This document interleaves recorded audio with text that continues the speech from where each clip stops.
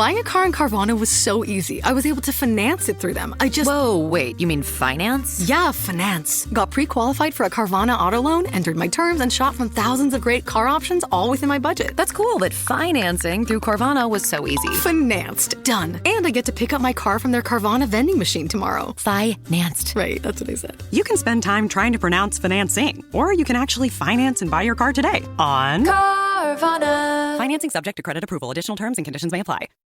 You're listening to Zodiac Speaking, brought to you by AbJack Entertainment.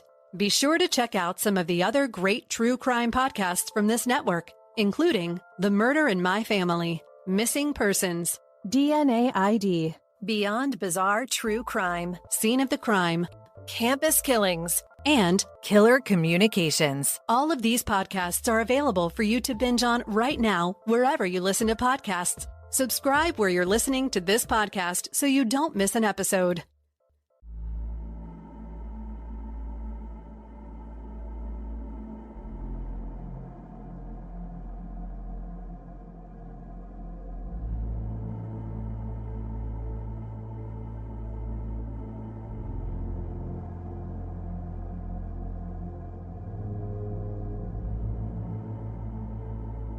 This is a Zodiac speaking.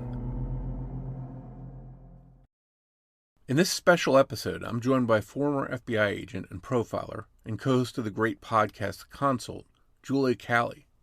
She spent time with me discussing the Zodiac case, wearing her profiling hat, to help us understand some of the things about the Zodiac, at least things she believes may be true of him based on her extensive training and experience. She also gives us a better understanding of exactly what it is that profilers do and the role they play in trying to solve crimes. This is part one of a lengthy conversation we had. I hope listeners enjoy this episode and learn something new. So with me today is Julia Cowley, a retired FBI agent and profiler, and she's currently co-host of a great podcast called The Consult. Thanks so much for coming on and talking with us, Julia. Thank you for having me. And we were talking before we started to record, and I just want to get it out there. Your podcast was the first podcast I ever listened to. Well, thank you for that. Yeah, and she's talking about criminology. That was the first Yes, podcast. criminology. Yeah, the first deep dive. And this show's a little bit different because this is Zodiac speaking. This is all about Zodiac. And, to get insight from people like yourself, that a retired FBI agent, profiler, you did this stuff for a living. You're an expert. Some of us play experts on the internet or on podcasts, but you're the real life thing. So when we can get people like yourself on to provide insights, it's really helpful. Yeah, I'm really glad to be here, and I'm glad to talk about the Zodiac. It's a case I've been fascinated with, which is one of the reasons why I picked your podcast to listen to when I was like, I had a long flight. What am I going to listen to? I'm interested in the Zodiac. It was a case that I never worked on when I was in the FBI, but it was one that I was fascinated with, like so many people, and followed it and read up on it. And so when I had the opportunity, I'm like, I got to listen to this show here. This looks good. Yeah. And it's one of those cases that, unless you're living under a rock in the crime world, everybody's heard of it. And some people's level of interest is, some people could care less about it. Some people are fascinated by it. But I'm always interested when I talk to professionals like yourself, what their experience with it is. So it's interesting to hear that from you. Mm-hmm. Can you start off by telling listeners what your background is and maybe a little bit about some of the highlights of your career, especially in regards to the profiling end of things?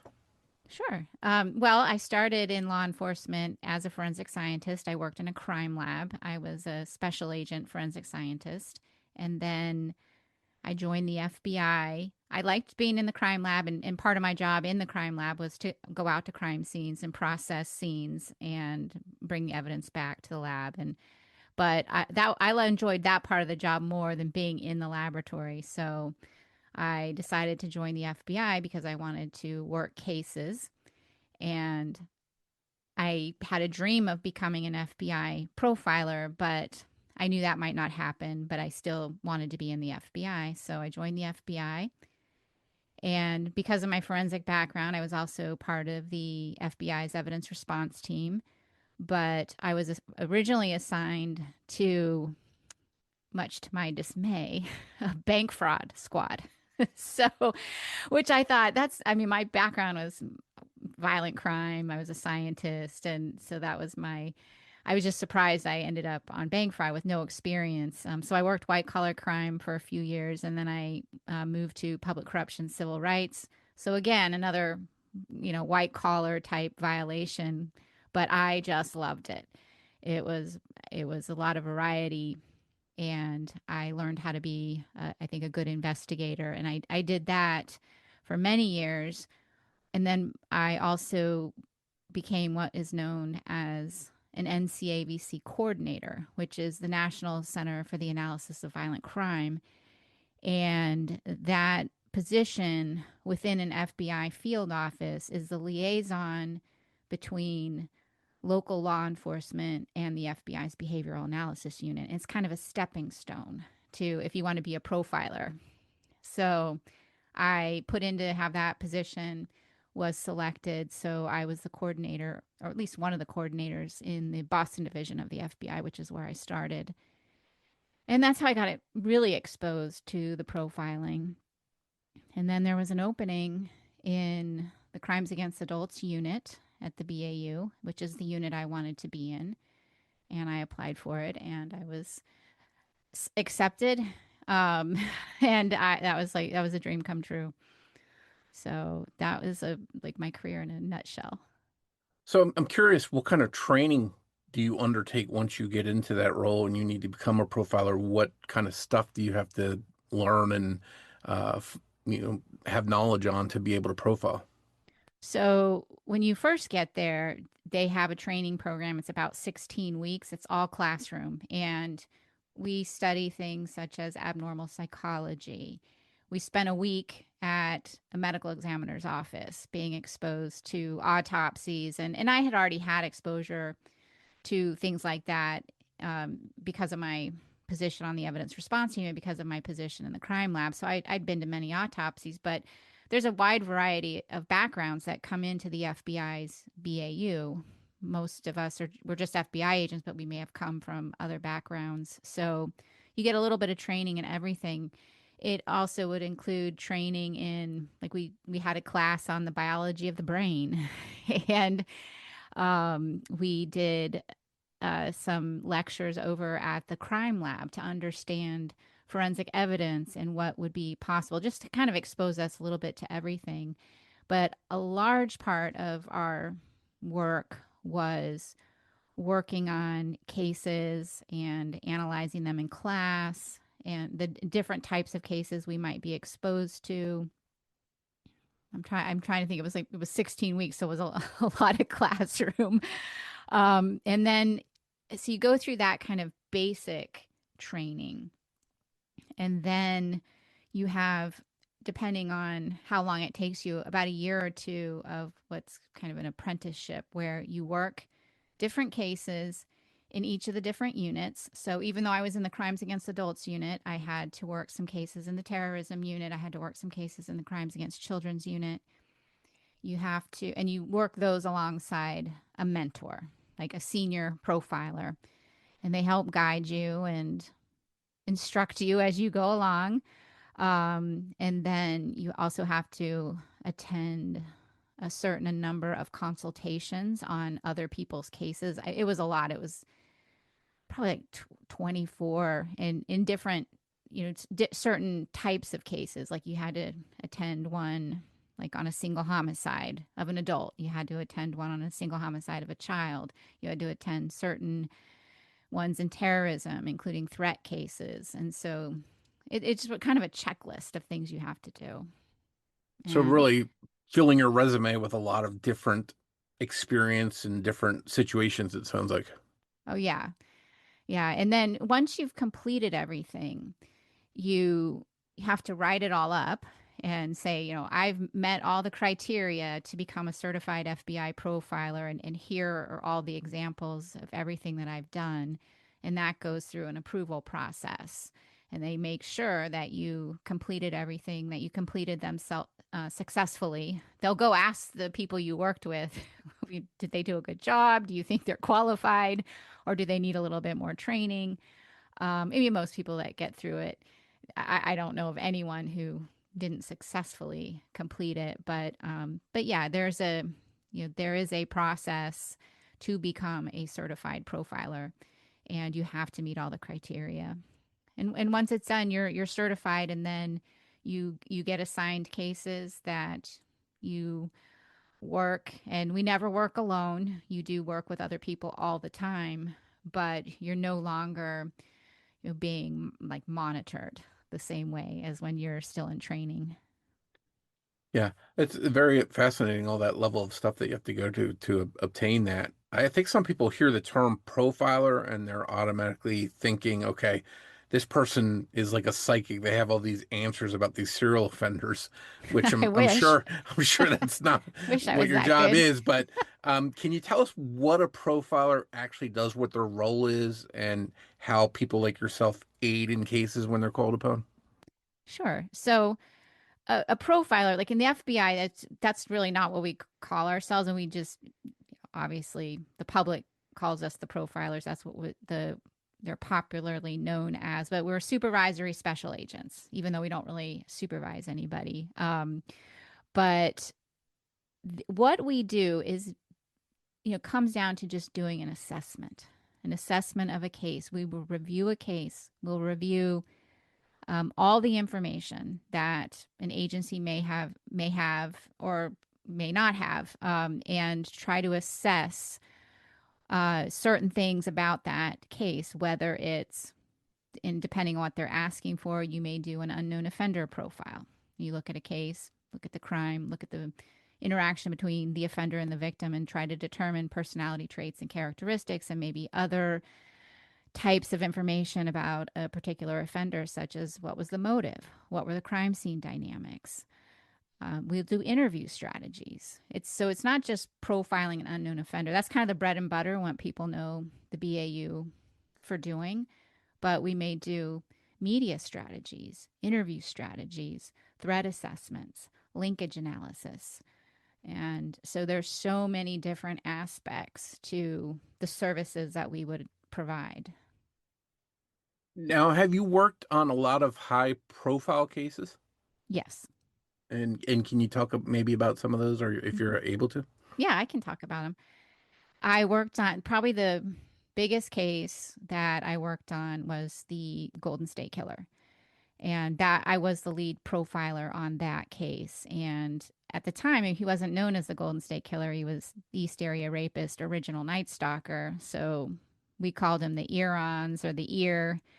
But that was the biggest case that I worked on. I worked on, and as I said, there's always a lead profiler, but other people in the unit assist. You don't just do a consultation all by yourself. So I assisted on Israel Keys. That was another big serial murder case. Um, Gosh, I'm trying to think of all the different.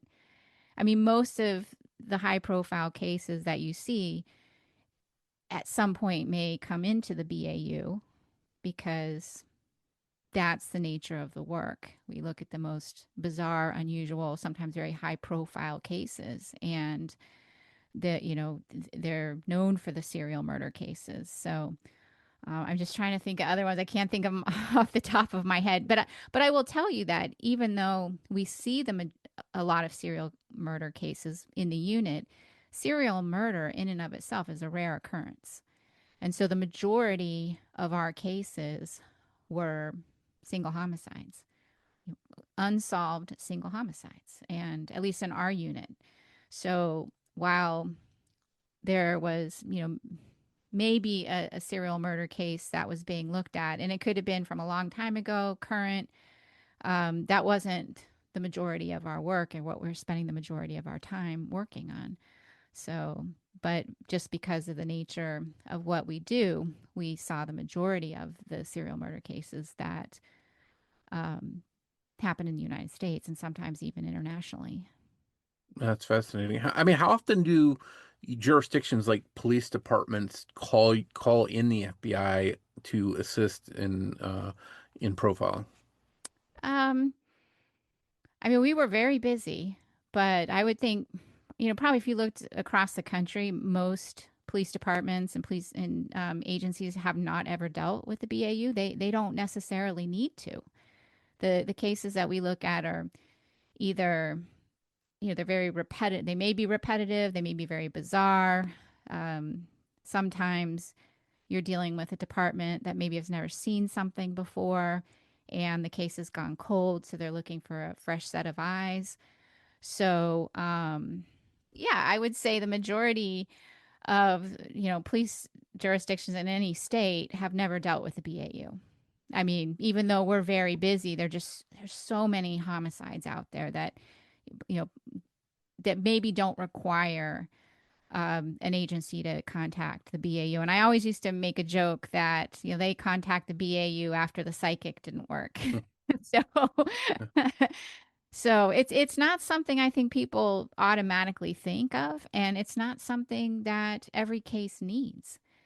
It's, it's not a thing in most police departments can solve the case, or they maybe know who did it, but just don't have that other piece of evidence. These are really many times just the cases where the police are maybe just at a loss for what to do, and they're just looking for other ideas, a fresh set of eyes, because many times we've seen a similar case that they've never seen before.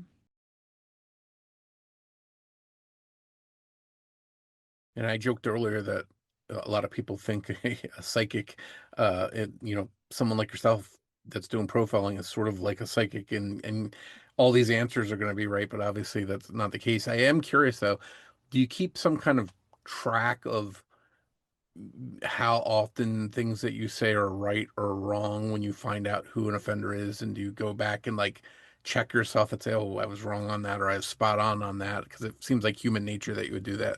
Yes, I absolutely do that. You're always just wondering, what did I get right? What did I get wrong? And I don't consider it's not like a guessing game. Like there's just certain things that I know I'm right about. And, we never say 100%. We always say it's most likely this, most likely that. The reports are heavily caveated because, no two criminals are alike. No two crimes are alike. Human behavior is very complicated, so you're not going to get everything right.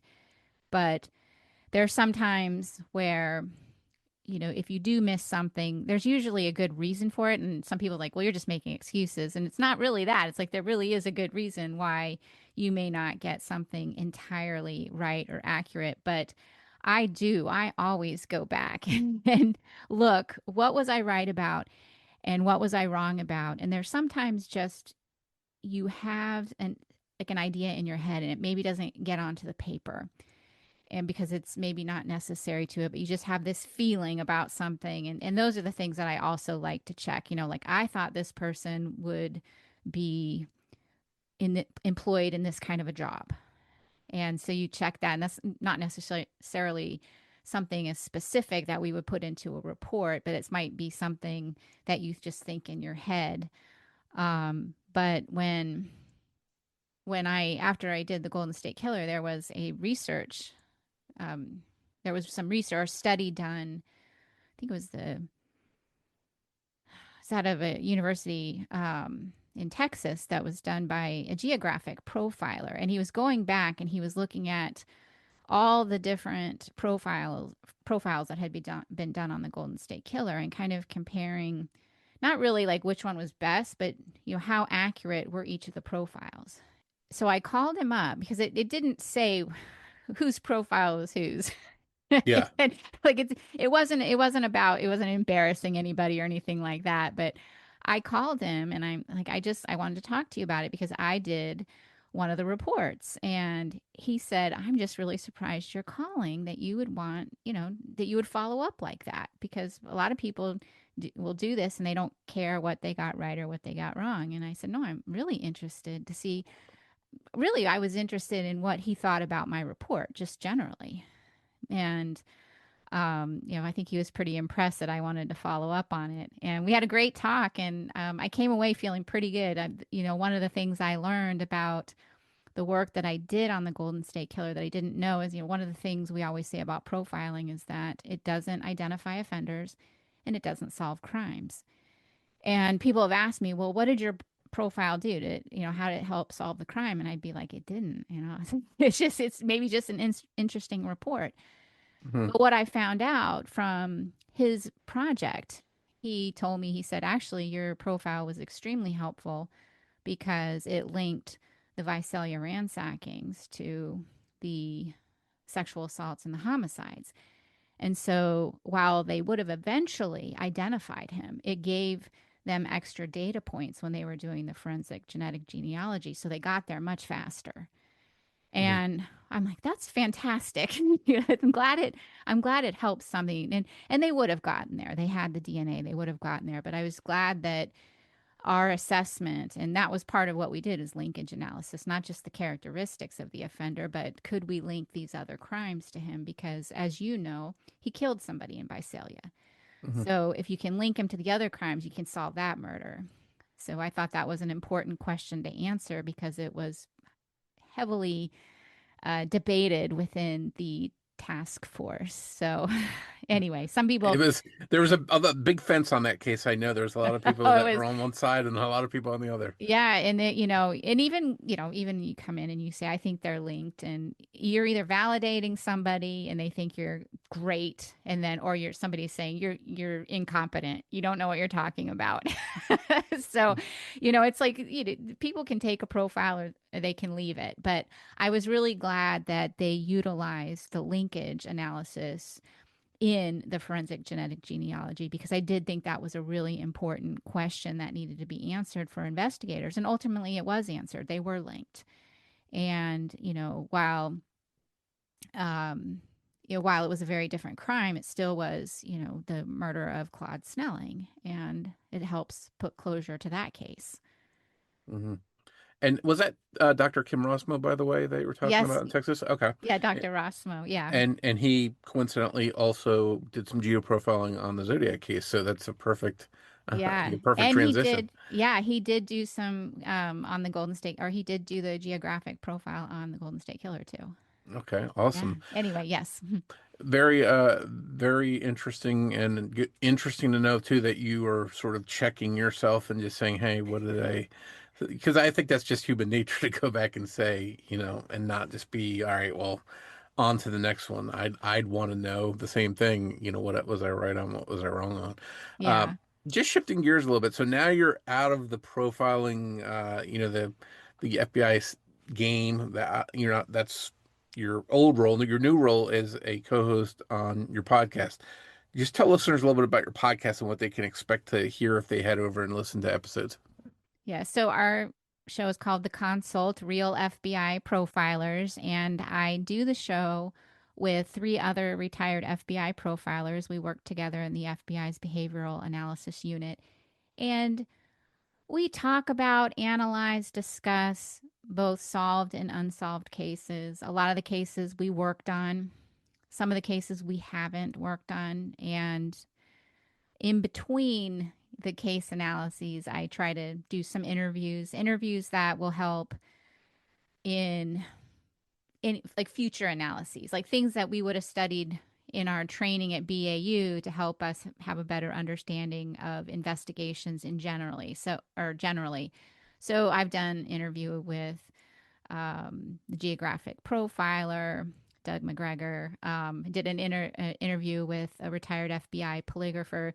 These types of things that come up in the cases that we talk about, but maybe we don't have a full understanding, or the listeners don't have a full understanding of the capabilities or potential pitfalls of something. So I like to fill in between the casework with these different types of interviews because as each case takes a long time. So it's really nice to have a little bit of a break between them with doing just an interview where I can learn some more and the listeners can learn some more. Very cool. And I'm curious, your other hosts that are also sort of in the same vein of work, how often do you guys agree or disagree on different things?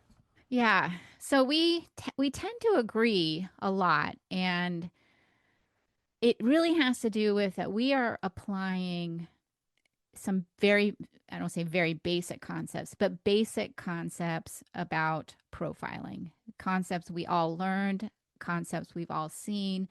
So oftentimes we do agree. For example, if you see concealment of a body, you can think this is potentially somebody with a known relationship to the victim. Now, that's not always going to be the case, but that's just a concept that why does somebody go to the trouble of concealing a body? So we tend to agree. Now, every now and then we won't agree. We'll think something. We just did a case that'll be coming out in a few weeks where there was an aspect to it that one of my colleagues thought was purely practical, and two of us thought it was also fantasy based. And he kind of agreed, but not really. He's like, I think it's more practical, but and then the other one wasn't quite sure. So it's kind of hard sometimes. You're just doing your best to try to interpret things and come to a consensus about it. But I think that we have those discussions on the show. And so what people will hear is what's really going on in the FBI's BAU. It's the closest thing that people will get to sitting in the room with us. And we do start out like, we all look at the case material that's available. We get on to start recording, and I often don't know.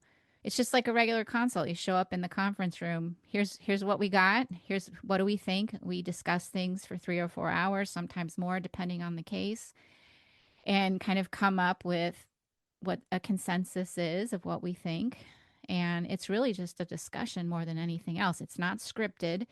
I will oftentimes lay out the case that's scripted, but our discussions are not scripted at all. They're the real discussions, and I rarely edit anything out unless it's just something we go off and it's not even related to the case or something. But it's fascinating to that kind of show too, to have a round table of experts and opinions and stuff like that. So that's one thing I do like about the show. And one other small tidbit, you threw out Doug McGregor's name. He's also been a guest on this show. So we definitely have some people in the same universe.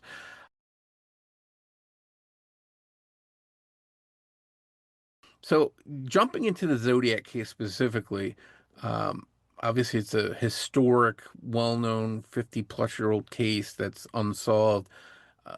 If you were called on today to provide a profile here, would you approach it any differently because it's so well-known, or because it's as old as it is? Would anything change in your approach to doing a profile on him? No. We would approach this case if it happened today. Obviously, we are dealing with 1960s and 70s technology, so we won't have the evidence that we would have today, so that makes it more challenging. But we would, and I would say every profiler may approach a case differently. They may focus on certain things. Because of my background in forensic science, I tend to focus on the crime scene photos, the autopsies, and that's really where I try to focus to really understand, like trying to piece the crime scene back together, what actually happened between the offender and victim, or offenders and victims, depending on the case. But looking at Zodiac, I approached it the same way I approached the Golden State Killer, just kind of from the beginning. Kind of chronologically, what happened here? What do the reports say? What do witnesses say? I tend to find the further out you get from the crime itself, and people start going down rabbit holes. And suspects really start to get developed, and people are throwing out names. That to me starts to muddy the waters. I really want to stick with the basics. I want to stick with the crime scene, autopsy photos, lab results, early witness interviews, victimology, timelines, things like that. When you start getting like 10 years down the line and you get these, people that say, oh, I saw this. And then you start to say, you have to kind of weigh how significant that kind of evidence is. What is going to be more credible. So that's how I approach it. Yeah, and I think in absence of some of the technology-based, sciences that we have today for crime fighting, back then, I think a really well-written police report would do wonders to be in absence of that other stuff. And I'm always happy to see things that were detailed very well back in old police reports like that. And then I'm always disappointed to see ones that just leave out major blocks of information. And I envision myself, this is just me as a podcaster or a researcher going back trying to dig through here and saying, why is X, Y, and Z not in there? So somebody that's actually a detective going back and looking at an old case file to try and solve a case, if that information's not there, it just seems, like it's a major misstep. Um, Hmm. and Yeah. again, I think I know that a lot of these police officers are probably not the greatest at typing stuff up, especially back then it seems like. But um, there were a lot of well documented reports in this case. A lot of them have made their way on into the public spectrum, but there were some that were lacking. Um, and I'm curious too, how common is it for serial killers like Zodiac or Son of Sam to write letters, call police?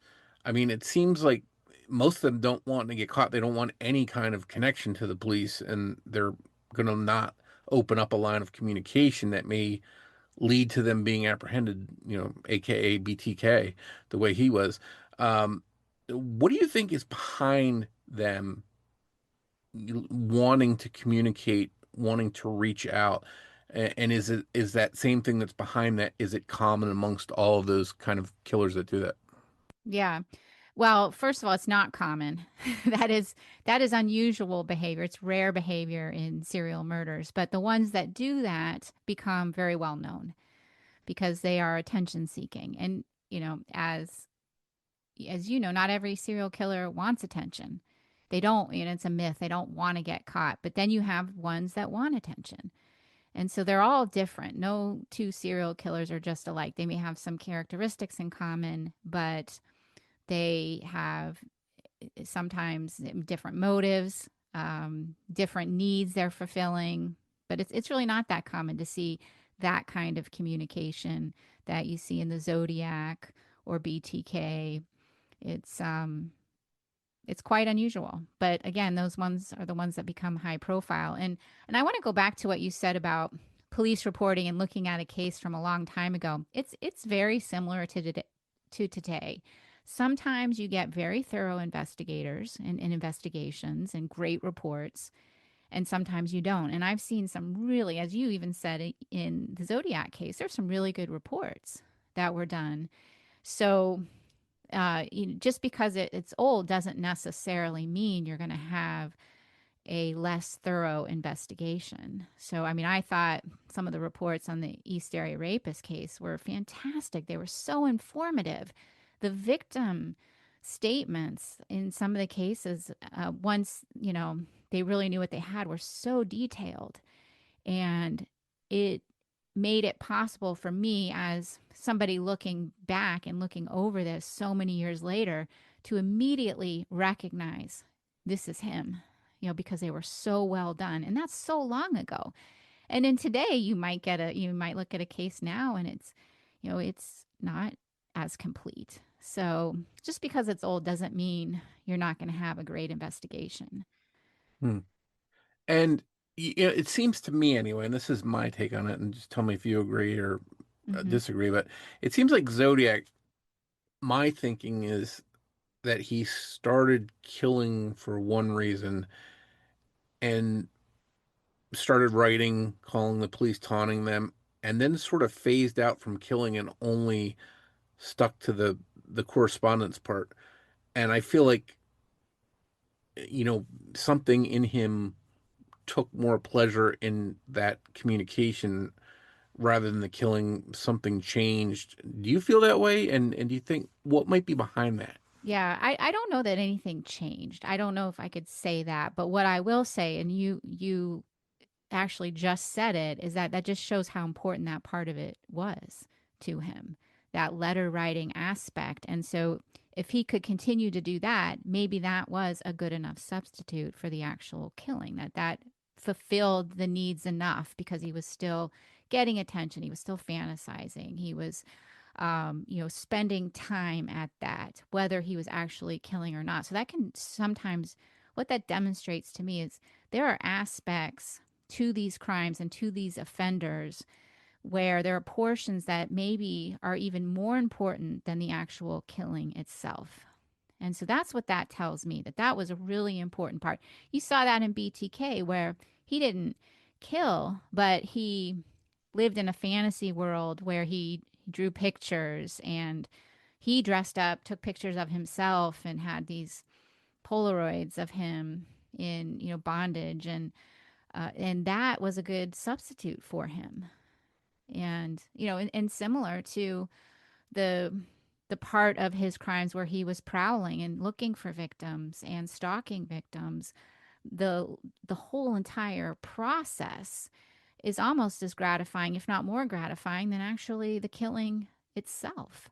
So, and with somebody like Zodiac, and he's not the only one we've seen this with, but the letter writing is an extension of the crime itself. It's just an extension. It's a way to prolong things. I should say it's likely a way to prolong things. It's likely a way to feel significant and important, controlling. He's still controlling the narrative. He's like still reminding, I'm here. Don't forget about me.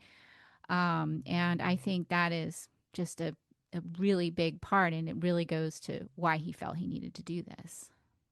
Can we glean from that possibly that he didn't feel that way in his everyday life? So Yes. these letters were something that were making him feel powerful or important or known, seen?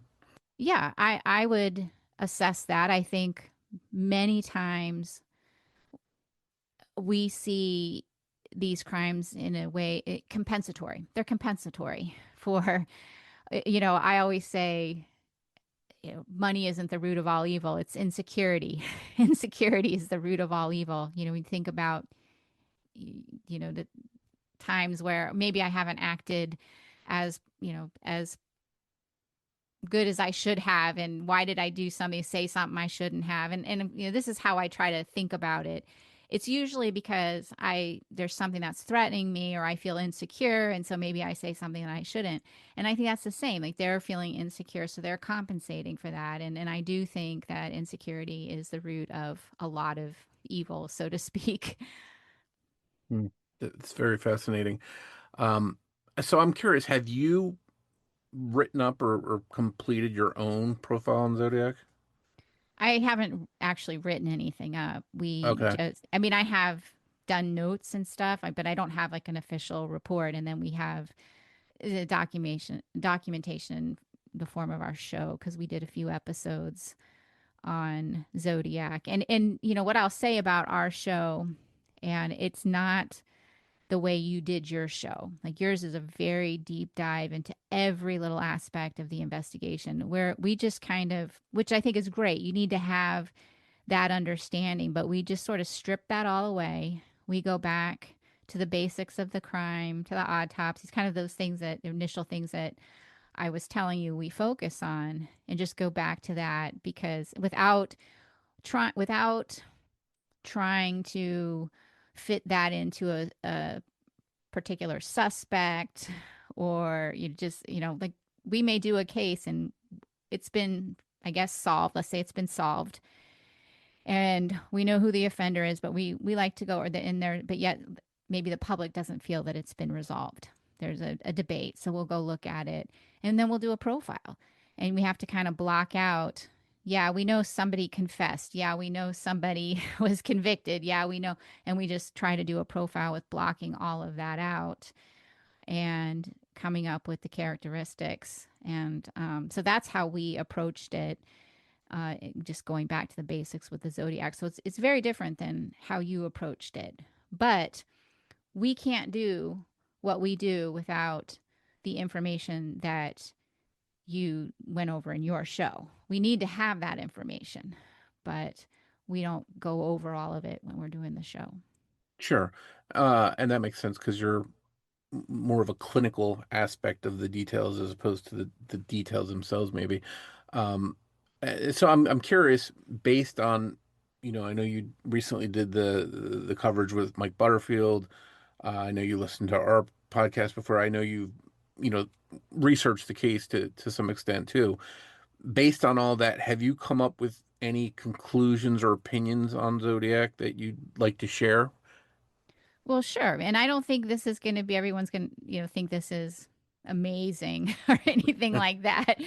But, we thought they were compensatory, the crimes were compensatory in nature. Obviously, a white male acting alone. And, there were certain things that particular aspects about the case that we wanted to try to answer, like, his proficiency with firearms, his level of potential education, and were the mistakes in his letters on purpose or not. Every case has unique aspects. We want to try to see, can we answer some of these questions that people have? Can we interpret it? So, we did it like that and came up with, just some observations of our own.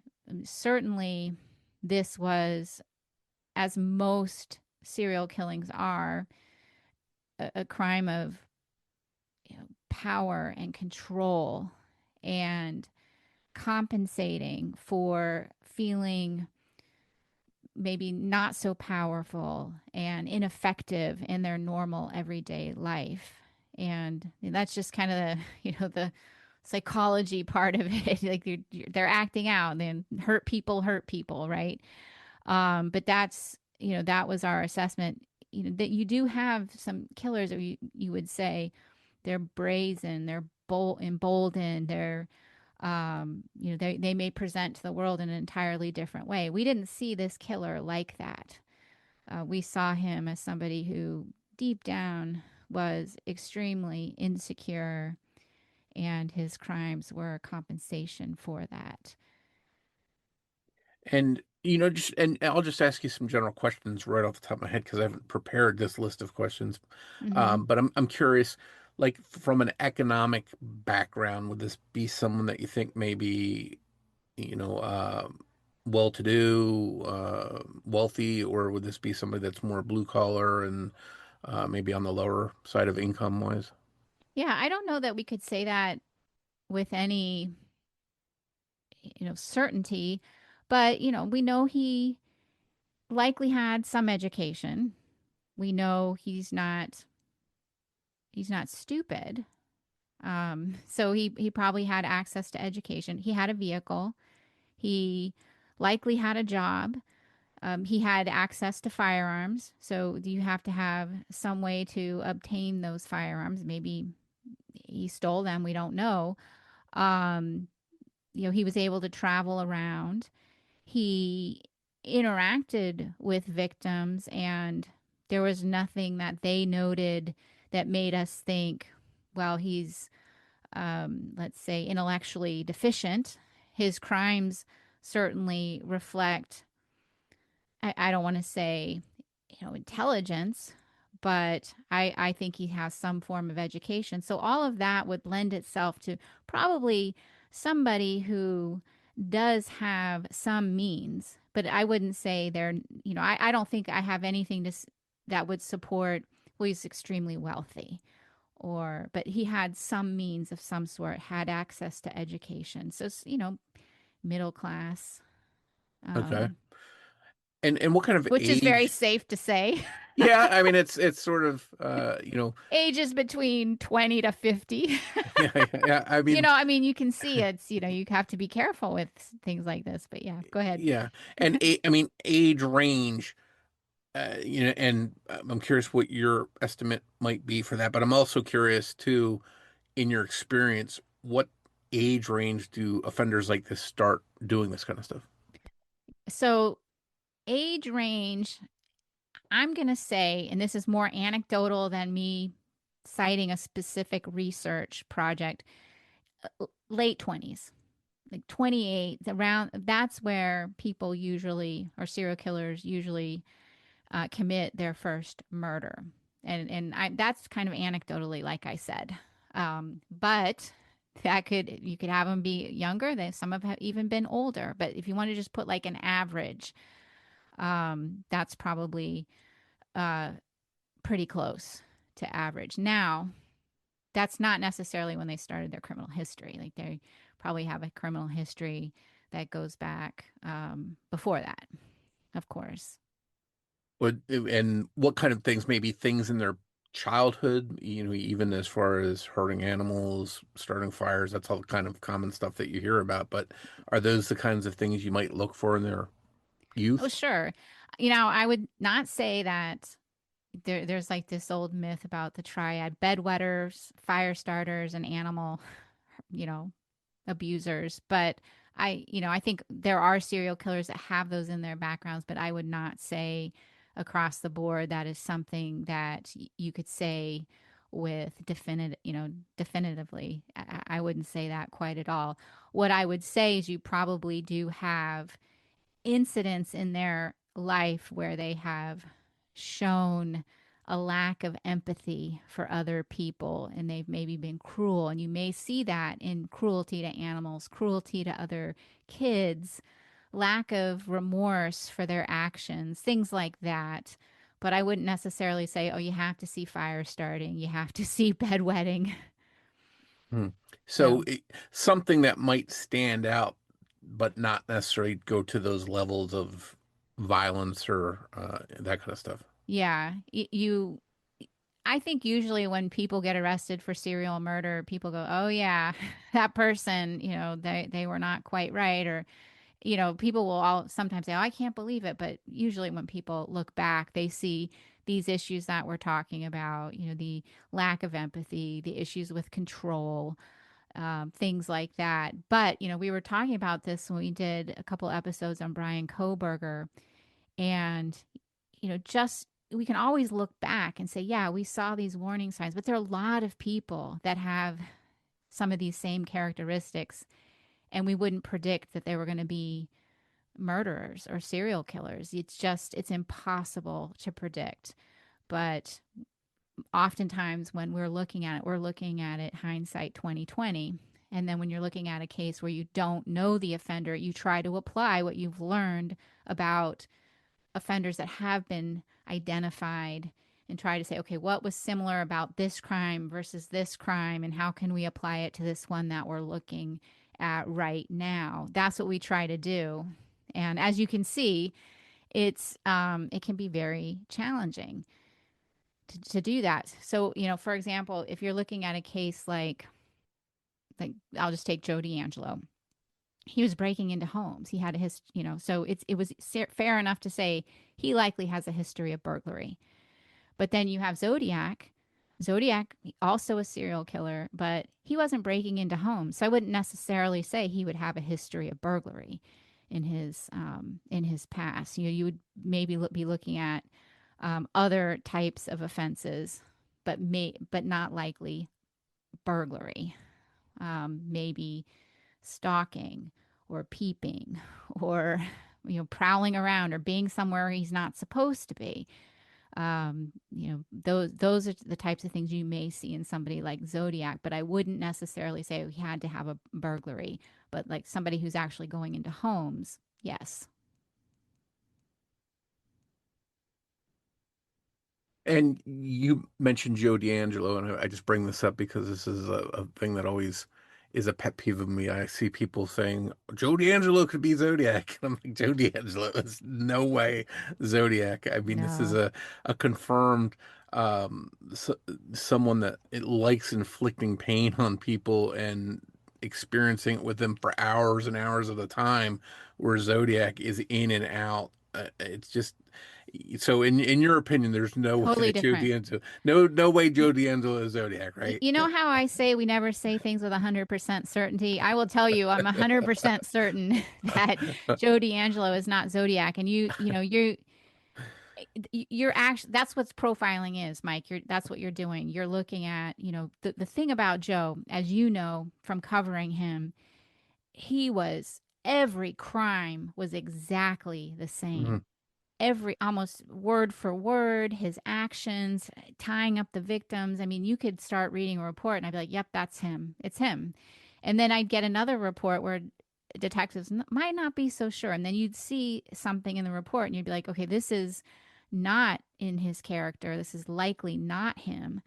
But what you've noticed about Zodiac, just the things you just pointed out, they're not the same person. They're completely different. And what you do see with Zodiac is you do see a change. You know, his MOs are not all the same. Joe D'Angelo, almost his MOs were just I mean, they were so similar in every single case. Hmm. And whenever I see somebody that says that there's a chance they're the same, I'm like, listen, I'm not an expert, but they are not the same. Trust me, they're not. But in the Zodiac case, especially because California is such a big state filled with lots of serial killers, everybody sometimes tries to link them together and thinks that they could be, one killer could be the other, and sometimes I think we just need to simplify things and take pieces away from the puzzle rather than add extra pieces to the puzzle if we can do that. So it's good to hear you say that. Yeah, you're absolutely right. Simplify it. What is this person? What is he doing? And is this person doing the same thing? You can't just say they're both killing in California. So therefore maybe they're related. But when you really look at their wants and their needs and how they're interacting with the victims. I mean, you even have the way Joe D'Angelo spoke to his victims, and yes, he used disguises, but he didn't talk in his normal way. It was just very different. The way he spoke to victims, very different than Zodiac, as reported in one of his crimes where he spoke with his victims and had a conversation. Totally different. And so that's what you do. Just, cut out the noise. Look at what did they do? What's going on here? And what need is that fulfilling? And that's where you see the differences. And I will ask you one technical question though. Hmm. So it seems to me Joe D'Angelo was clearly a sexual sadist. Could Zodiac be a sexual sadist even though he's not doing that same kind of stuff? He may be, just because he's a sadist for sure. I mean, he enjoyed hurting people. He enjoyed taunting people. And so that is a sadistic quality. So they both have a sadistic quality. Just because he didn't sexually assault his victims, I would not rule out there's not some sort of sexual component to it. This need, again, to feel powerful, to feel in control, to feel like he is not only killing a woman, but he's, dominating another man. That could very, very well be sexually motivated. The going to lovers' lanes and stuff like that, interrupting couples and intimate moments.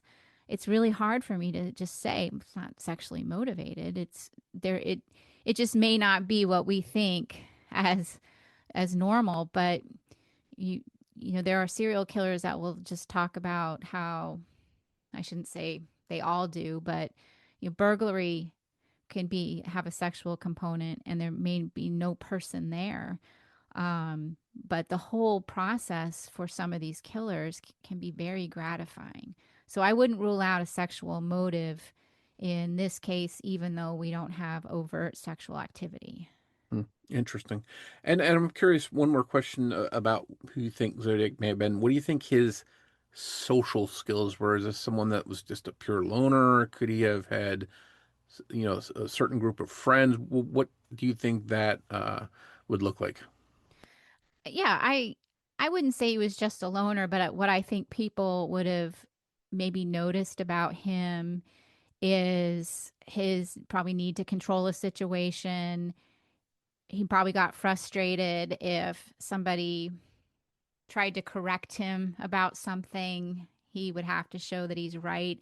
I would think that if he was engaged in social relationships, they would become strained because of his attitude and his inferiority with other people. And oftentimes you're in friendships and your friends may have some constructive criticism for you, and if you can't accept that and try to change a little bit or work through situations, then you're not going to maintain friendships. So I would say friendships he had may have been strained. Hmm. And what about romantic type relationships, do you I think would say that the would be? same thing. I Okay. would say the same thing, and I think he'd probably have issues of control in those relationships. I we were sort of on the fence about whether we thought he would be in a relationship, but I we wouldn't rule that out. There's some offenders where we think likely not, but I don't think we would rule that out with the Zodiac. I think it's very possible he could have been in a relationship with somebody. And this is a question that, a lot of people have theorized, and, I don't know if there's any way to prove it one way or the other, but, the Zodiac, you know, there were two interesting things that happened. He wrote letters steadily from 69 to 1971. Then there was a 3-year hiatus, and he started writing again in 1974, and then he dropped off the face of the earth. I'm curious, the standard things are, well, maybe he went to jail, maybe he was in the military, maybe he died in 1974. Are there any things you think life changes perhaps that might account for that pause and then that final stoppage of writing? Hmm. All those things you just mentioned are all possibilities. Other possibilities. What I would say is I'd say likely not dead or in prison, just because statistically, they're likely not. But it also could be marriage and children, and life gets busy. There's also, I think, an element to. I mean, there's a lot of work that goes into killing someone. It's tiresome. It's exhausting. There's a lot of time spent. So it could be he got a little older and aged out a bit, and but still was able to fulfill his needs through the letter writing. So I think there's a number of reasons. I mean, so many people thought that Joe D'Angelo would have been dead, but that was one of the things I always said. He's likely alive statistically, and he was obviously so. But could he have died? Sure. I think it's an old myth that there's these guys either die or go to prison, and that's the only two options. Yes. Yes, exactly. They've got to be dead, or because they can't stop. I think I think that was an old kind of theory about serial killers that people used to think, well, they can't stop. They don't know how to stop themselves. They know they can stop themselves, and they do.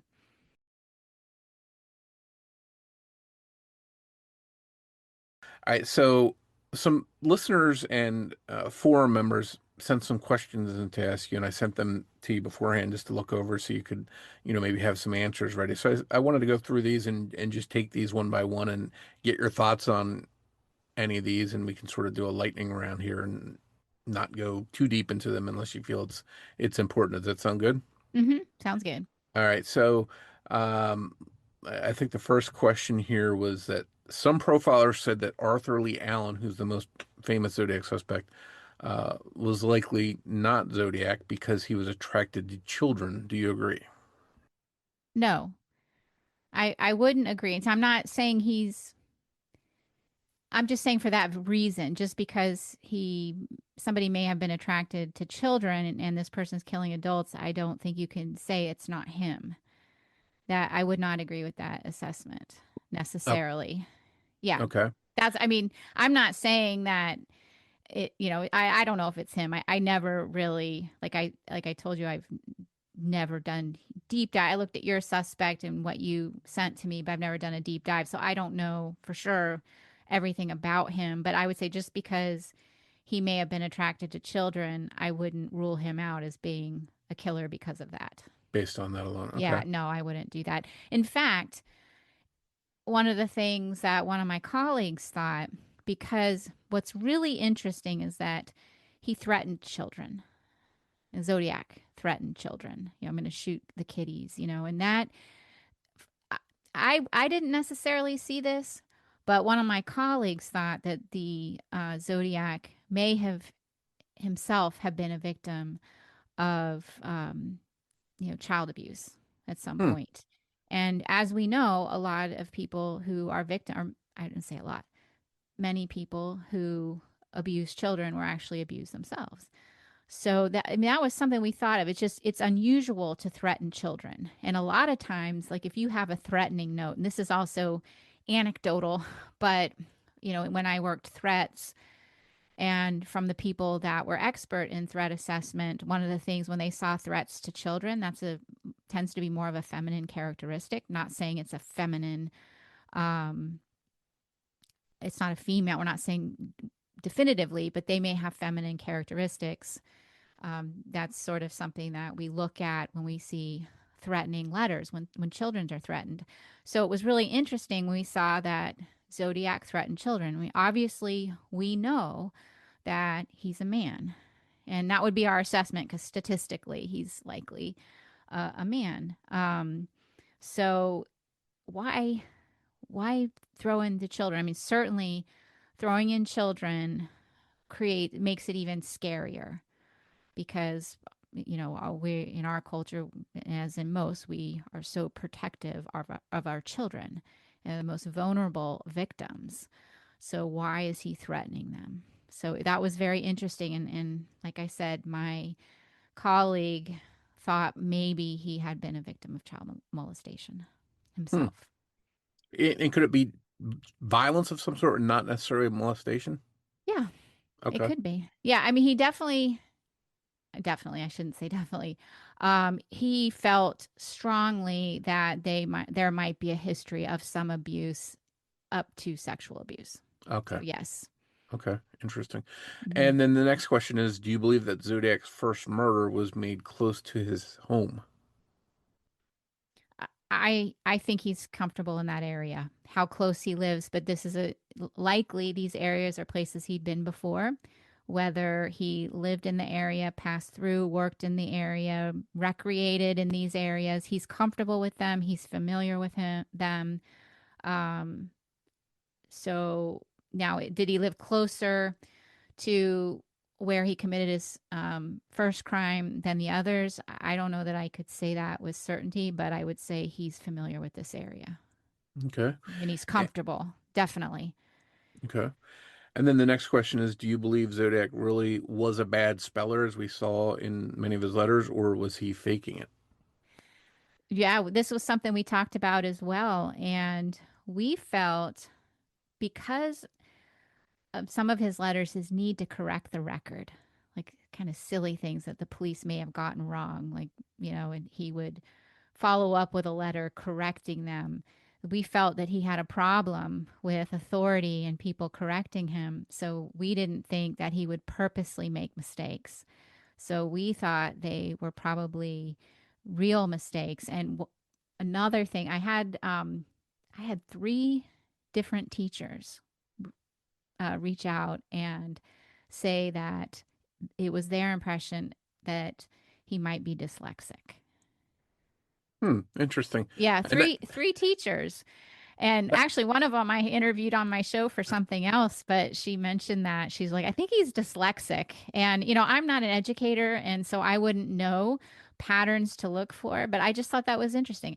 I don't know if that is true, but yeah, that's what's great about the podcast is you have so many people that listen that come from all walks of life and have all kinds of experience and knowledge that reach out to you and give you little tidbits like that. yeah, There's a fascinating video you can find on YouTube, and I forget what it's called and who did it, but it's a linguistics analysis of Zodiac, and they go through some of those spelling errors. And I'm sort of on the fence as to whether he did those spellings intentionally or not, but there was an instance where he would spell a word correct and then later on spell it incorrectly. So I'm wondering, is that him slipping up and, you know, spelling it right one time and then spelling it wrong on purpose the next time? Or maybe he's in a hurry and he just spelled it wrong. I don't know, but it was fascinating when I saw that instances where yeah. he did that. Yeah, and Uh, we're not looking at it linguistically. None of us are linguists or anything like that. So we're looking at it behaviorally. And we just sort of thought, if he was making these mistakes on purpose, it'd be something that the police could, you know, say he's stupid. And I think that would be very hard for him to take because he did not want to appear stupid. He wanted to appear smarter than the police, and the police were the stupid ones. And I think it would have been very tough on him to be thought of as stupid. So that's why we thought that. But it is interesting. It's a question, that I don't know for sure. Yeah. I think some people too are the opinion that maybe he was doing that to throw police off in another direction as to look uneducated and making these spelling errors, Hmm. maybe to get them looking in the wrong direction. But it is a fascinating, uh, discussion to have about the motives in his writing. Yeah, and we do see that a lot of times in threatening letters when someone's trying to remain anonymous. I mean, they want to remain anonymous, so they throw people off by misspelling things or trying to, change their writing. But when we see that, when we see purposeful mistakes, we call those contraindicators trying to throw people off. So it's possible Hmm, that he was doing that on purpose, but I didn't think so. okay. And what do you and the next question is, what do you think Zodiac's motivation was for attacking young couples in particular? Need for power and control and to feel significant because he did not. Yeah. And why might he choose those as opposed to just, I don't know, shooting somebody randomly on a porch or poisoning their coworker? What might have led him to look for those kinds of victims in the areas that he was looking for them? I think that gave him even more power to kill a couple, including, having a male victim and showing his dominance over a male victim. He's likely threatened by other men. I think it's similar with Joe D'Angelo. Some people think, well, he's going after men, so he must be really brave. And I think it's the opposite. I think he was threatened by other men, threatened by romantic relationships, maybe feeling as if, he somehow had an unfair life because he wasn't able to have a similar relationship. So he's going out to these lovers' lanes and finding relationships that maybe he felt he was denied to some Okay. capacity. All right. I mean, victim selection is important. It's always interesting when you see an offender attacking a couple versus, as you said, just attacking someone randomly or just one person or Hmm. but I think there's definitely something lacking in his maybe romantic life, and he has resentment and issues over that. Okay. And the next question is, do you believe that the Zodiac wrote to newspapers outside of his Zodiac persona? In other words, writing to them with his real name?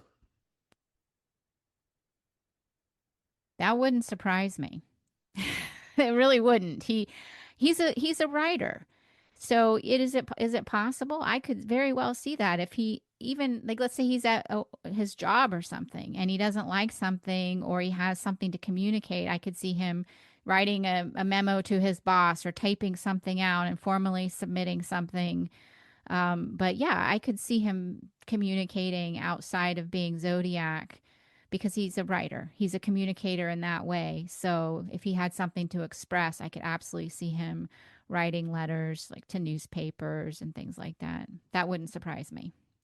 And along those lines, do you think if he was a prolific letter writer to newspapers, that once he started writing as the Zodiac, that he might stop writing to these newspapers using his name? Possibly. Yeah. Okay. Yeah. And Because I'm and I'm not saying necessarily he would have been prolific. It wouldn't surprise me if in his regular everyday life when he had something to communicate he wrote a letter or a nasty letter to somebody of like a complaint or something that just wouldn't surprise me at all.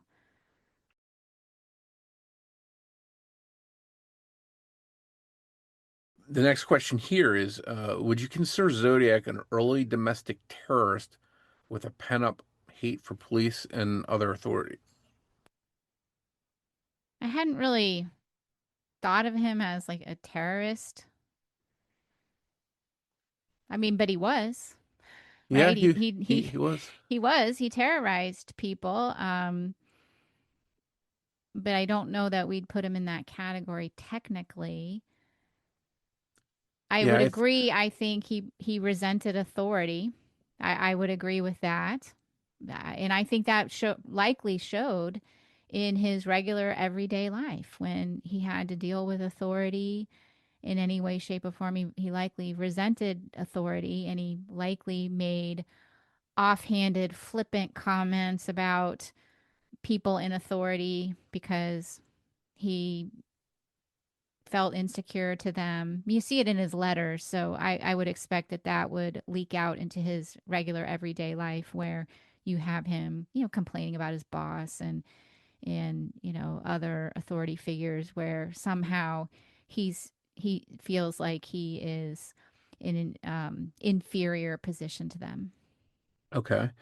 Um, so I think we talked about this next question a little bit about offending history. I like the questions. Yeah, so we talked about phone calls, why he might interact.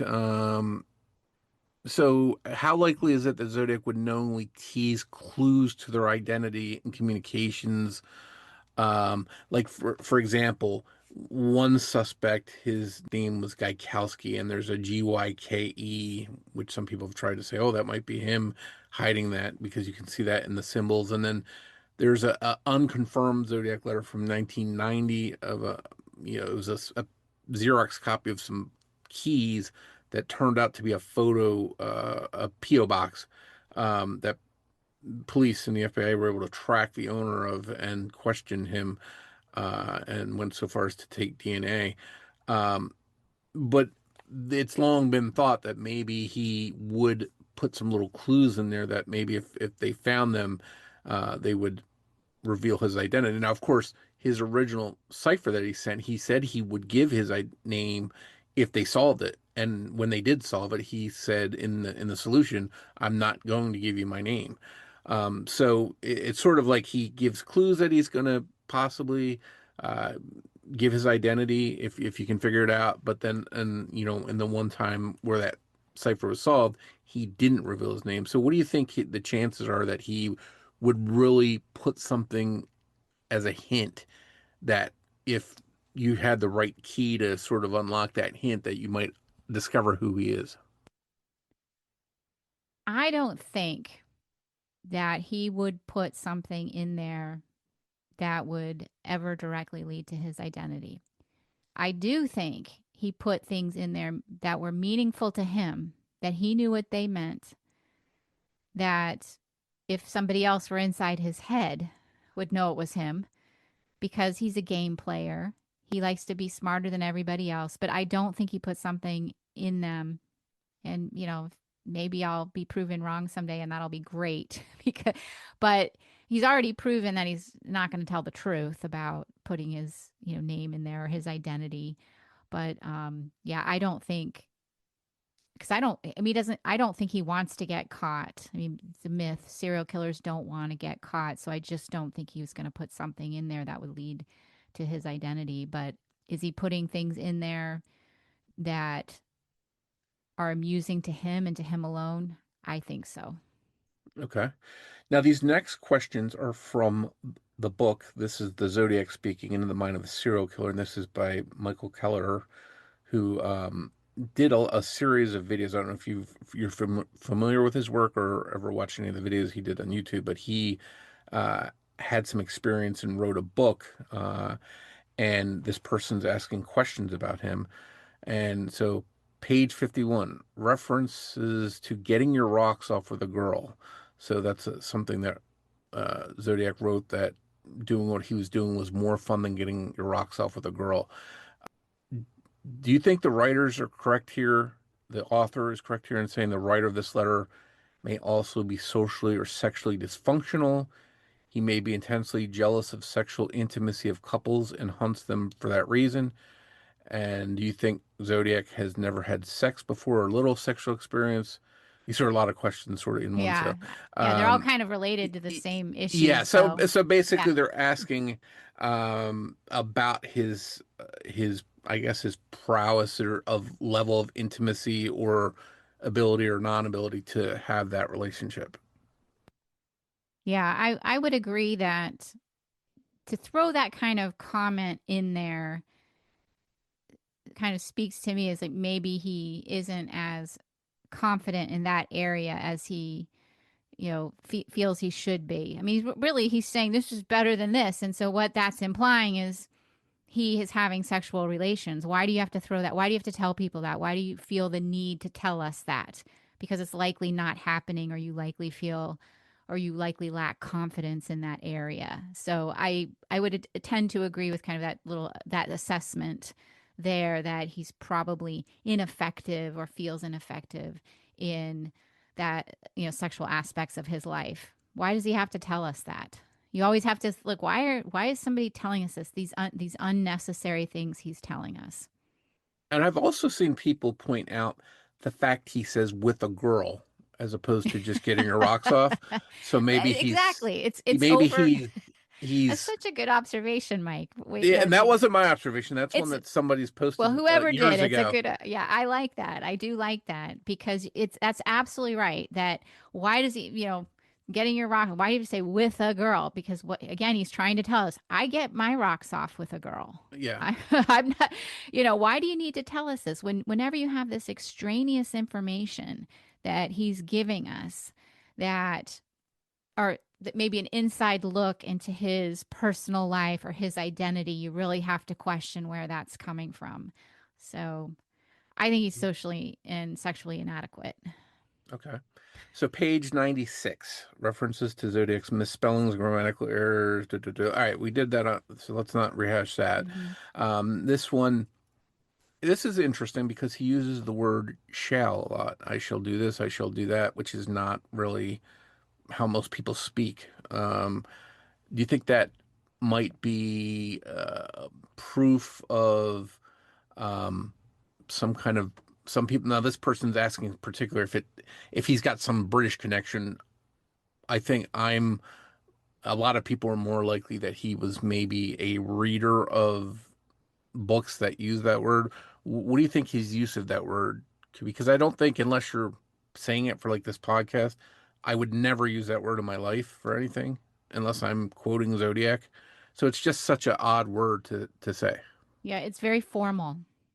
It's a formal way. And I think that's his way of sounding more educated. I don't necessarily think he is educated, but maybe, like I said, I think he has some education, but I wouldn't say he's, Hmm. a genius or anything like that. But it is a way, and it's an easy way to try to sound as if you're more formal, as if you're more educated, as if you're smarter by saying, I shall do this. It's not something that, especially, I don't think maybe even at that time, people would be talking like that in normal everyday life.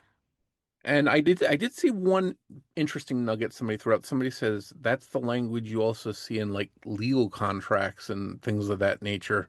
Um, so that got them thinking maybe he reads that kind of language in some kind of documents that he's preparing or used to reading or using.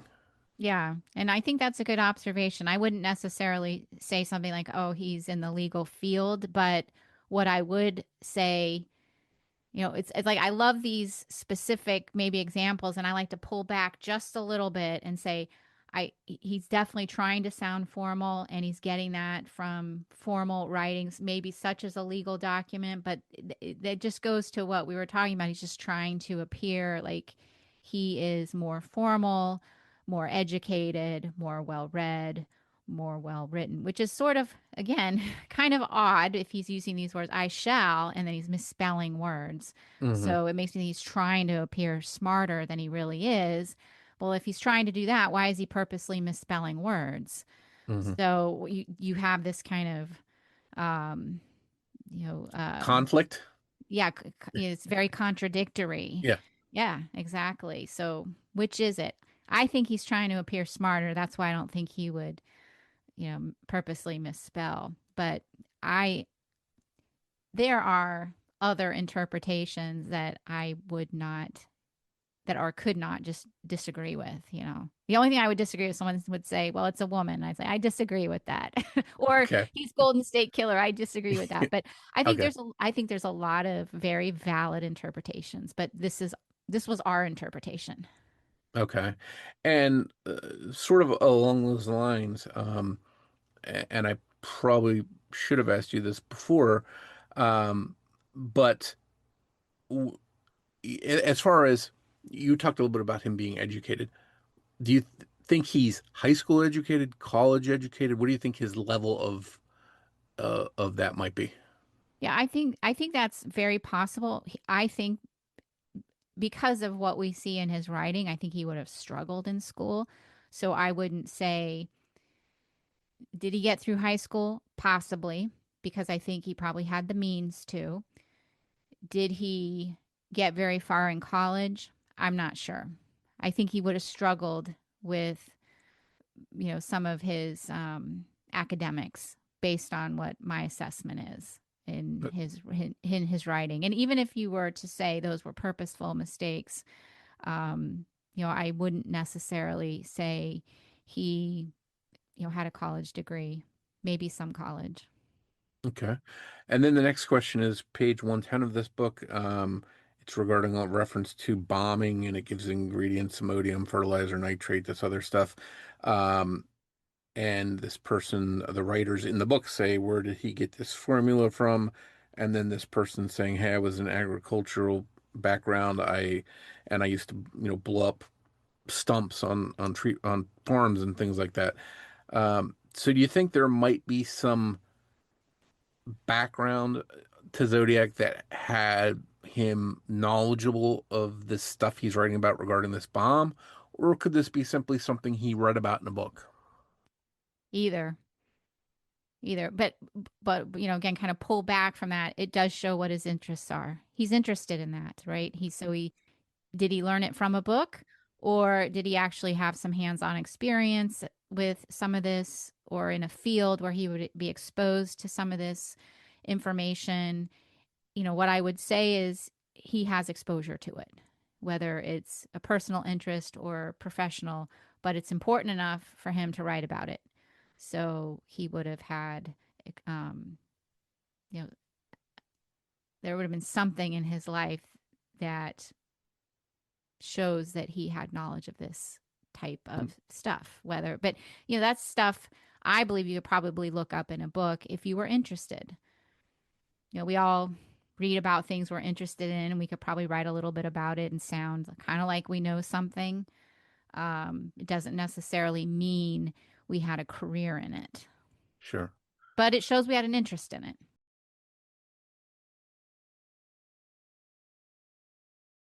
And okay, so page 113 to 114, Van Nuys has some comments, which I think some of this stuff goes along with what you said earlier, that Zodiac's career likely includes a conventional day job, has a car, he can buy his guns and knives, ammo, unless he's stealing them, like you mentioned. He can do physical labor, but likely not a desk job, likely a loner. It can put him on, he can use short-term social stuff for charm. Um, I think they're saying that he's, too immature to sustain relationships, and he was more blue collar. Uh, and I'm just curious, does that sort of fit what you've been I can't disagree with thinking? any of that. Okay, I like that actually. I can see how that person came up with that profile. That those are good observations. 160. Unfortunately, it means it also includes a lot of people. Yeah, it But those are doesn't. great observations. Yeah. It doesn't. In that town in particular, Vallejo, if you want to say that Zodiac lived in Vallejo, um, that was a blue collar town, so that doesn't really knock down the suspect list too much, unfortunately. Um, so page 116 to 120, this is regarding the letter that was mailed to attorney Melvin Belli. He was, a sort of a big shot and a high roller in San Francisco, and he was on a lot of TV shows. So that may or may not be why Zodiac sent him a letter, but um, in the letter, he said that he asked Belli for help, saying he was drowning, which he spelled wrong, Drownding.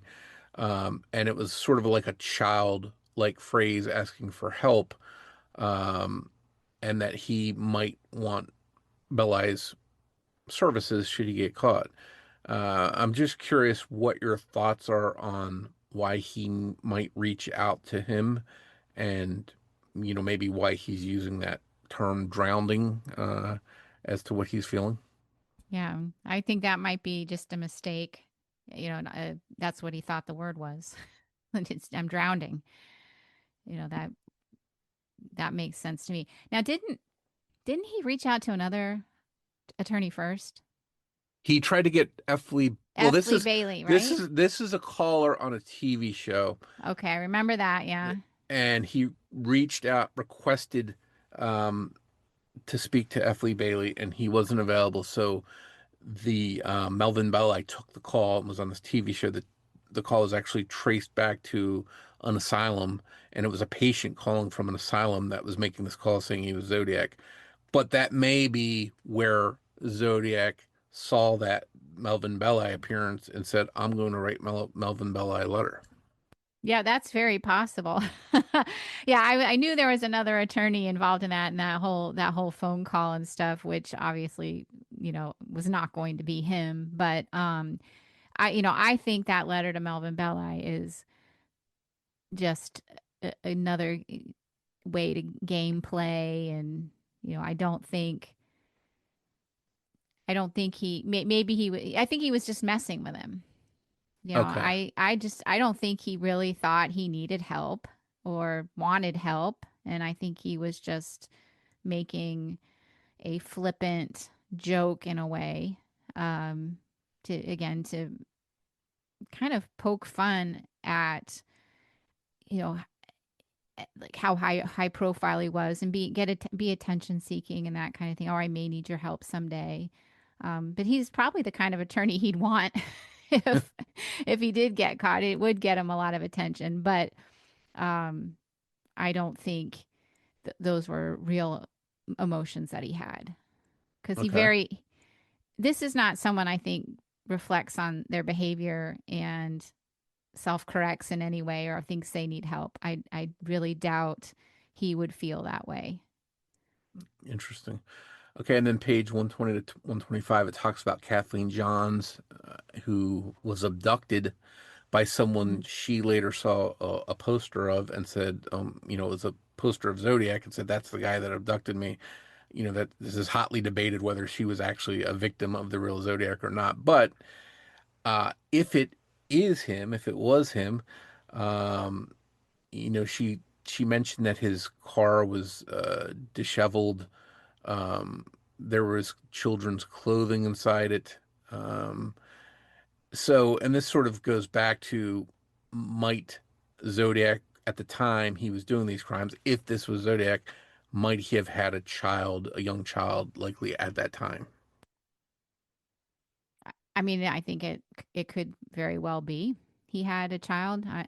So many times serial killers are caught. We do find that they have families and they have kids, and people are surprised because everyone thinks they're just all loners. But they often do have children. We did not look at that case, so I'm not familiar with all the details. So it's hard for me to draw too much from that. But I guess what I would say is that he could have been married. He might have had children as well. And that could be a reason why he stopped killing, because life got busy. He had Okay. kids. Yeah. And not to go too far off onto the Kathleen Johns case, but Mhm. it is the most different from all of the other known Zodiac attacks. In this encounter, she was driving down a lonely road uh, in the middle of California late at night. Someone started flashing their lights at her. They got her to pull over. The guy got out of the car and came up to her and said her wheel was loose and he didn't mind tightening up for her. She said, yeah, he actually loosened the lug nuts.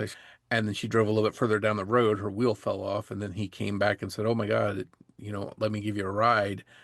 And he got her into his car. Now, there's some debate whether this actually really happened. There's a lot of speculation that she was being, you know, you know, wanted insurance money for her car because her car was later found burned. He gave her a ride. She jumped out with her young child with her, supposedly.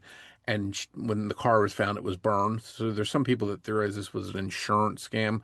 Mm-hmm. But the reason Zodiac ties in is because when she was at the police station, she saw a Zodiac poster and said, "Oh my God, that's the guy that abducted me."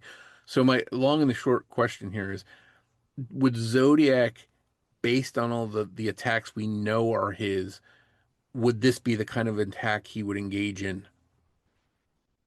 Well, we do see his motive varying, but he also minimizes his risk with victims by um,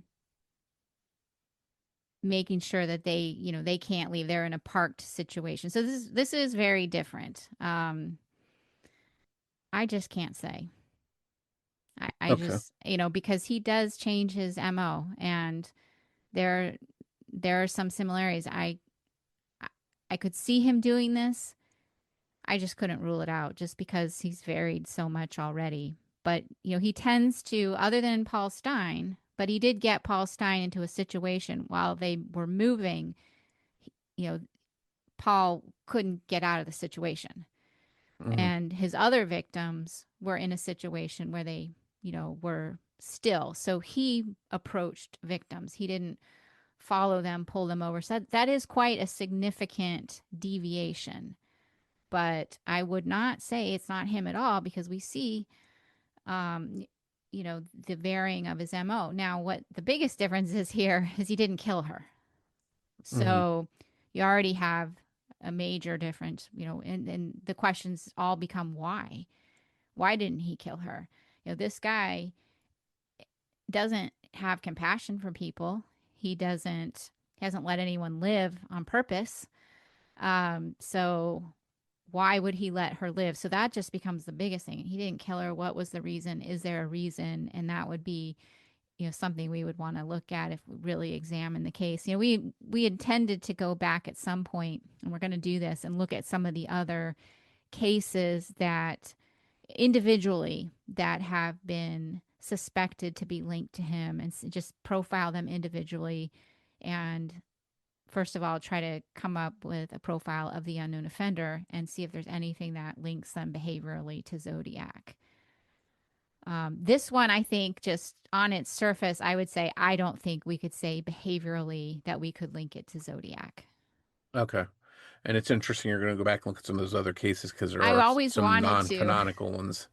I know, and that's why we stuck just to the the canon ones, just because we know they're him. Hmm. Well, actually, some people don't think they're all him either. There's so Yeah, much yeah. debate. We thought they were all him. That way we did link them, thinking that they were all him, even though we had some striking differences. There's still a lot of similarities. Okay. So the next question here is, and this sort of touches maybe what you mentioned earlier regarding the teacher. He always used a blue felt tip pen or a marker. He didn't often use pen, although I do remember a letter that looked like it was written in pen. And that led them to ask whether he might have a condition called dysgraphia, which is where you can't use pens and pencils to write for some reason. I think that's a possibility. I don't know. I couldn't say. Okay. That's very detailed. Yeah. I couldn't say because it just maybe he liked that he Artistic had a look. yeah, or he had a preferred pen he liked to use. I mean, who know? I have pens I prefer over others, or Okay. maybe he felt the felt tip makes it a little harder to analyze than Okay. something a little finer. It's more, it's like trying to analyze handwriting when someone's used a Sharpie. It's a little thicker. It dulls those fine lines that the people that do handwriting analysis are looking for, and those transitions between letters and all those things. So that could be a possibility. I'm not saying that it is, but I think it would be too specific to say he had any kind of condition. I just don't think I could say. Okay.